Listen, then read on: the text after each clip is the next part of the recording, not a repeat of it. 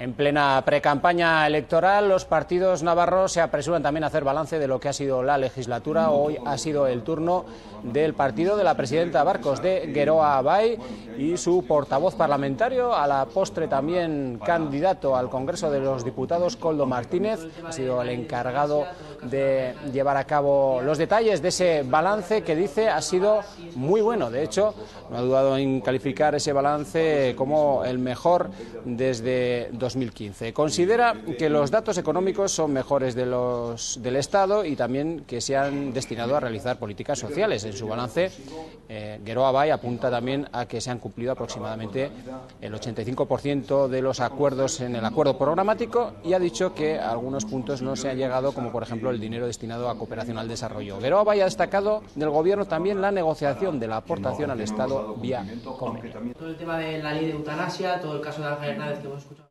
Todos los datos que vamos conociendo nos dicen que Navarra ha alcanzado unos niveles de desarrollo económico superiores a los del Estado y que además ha invertido ese desarrollo económico en promover el desarrollo social. Esto es, en asegurar, en afianzar las mayores cotas del estado de bienestar para que todas las personas de nuestra comunidad puedan satisfacer sus necesidades básicas.